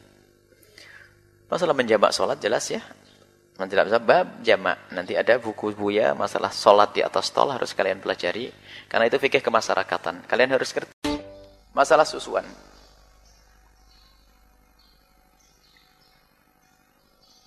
Lah susuan sama. Masalah susuan. Saudara sesusuan.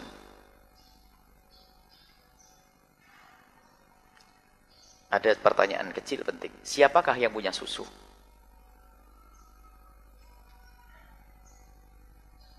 Yang punya susu adalah suami yang menjadikan sebab air keluar susunya.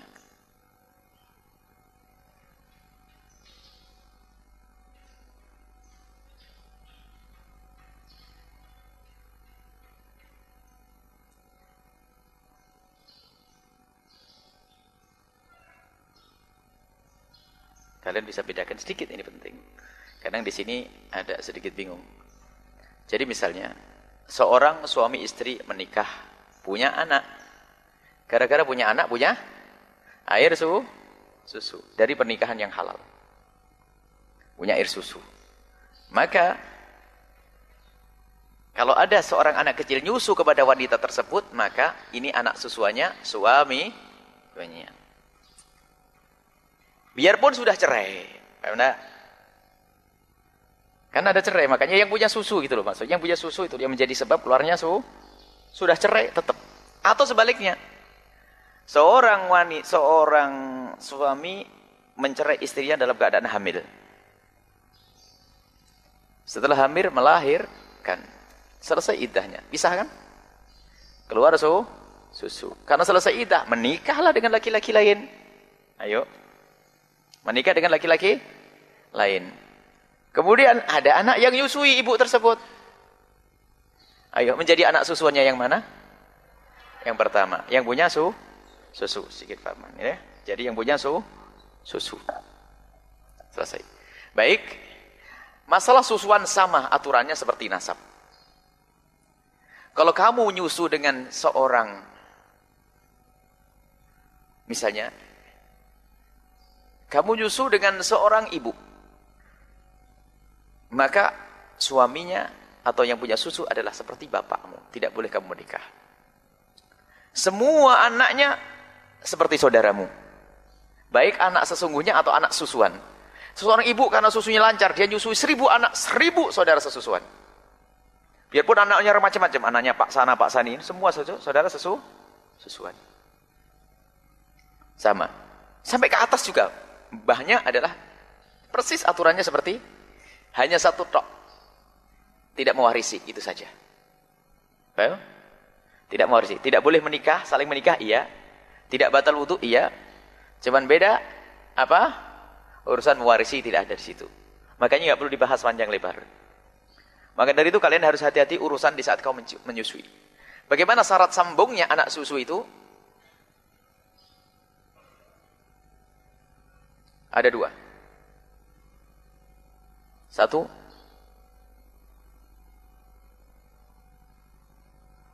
bayi belum melewati umur 2 tahun. Bayi belum melewati 2 tahun. Kedua,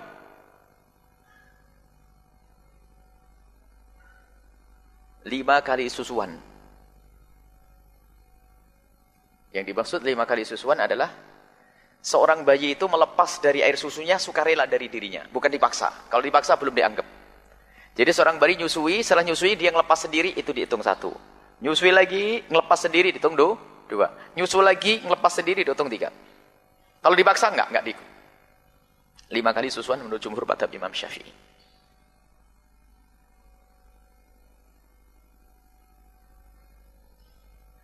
Maka dari itu, kalau ada yang diantara kalian kok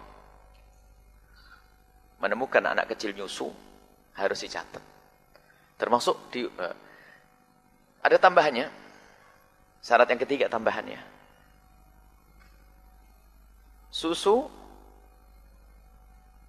dikeluarkan dalam keadaan sang ibu hidup.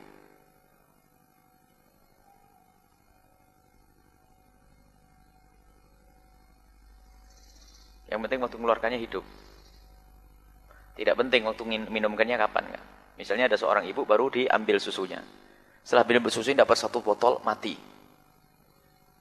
Lanjutkan dipakai oleh orang itu anak, tetap nyambung anaknya. Biarpun tidak harus dengan langsung susian, biarpun dengan botol. Maka nanti dalam pembahasan fikih baru namanya ada bank susu. Di barat sana bank susu itu sangat bernilai karena mereka ngerti susu ASI itu luar biasa. Tidak bisa mengalahkan susu-susu produk-produk ini. Orang-orang kafir itu sangat peduli urusan ini. Orang kita saja kadang-kadang malas nyusui anaknya. Padahal nyusu air susu itu adalah punya banyak hal yang tidak ditemui dalam susu-susu. Itu biarpun bidan yang memberi promosi itu bidannya bohong tuh. Ini mau bisa mewakili susu ibu, enggak bohong. Enggak ada yang bisa menyamai susu ibu. Selesai ya? Itu baru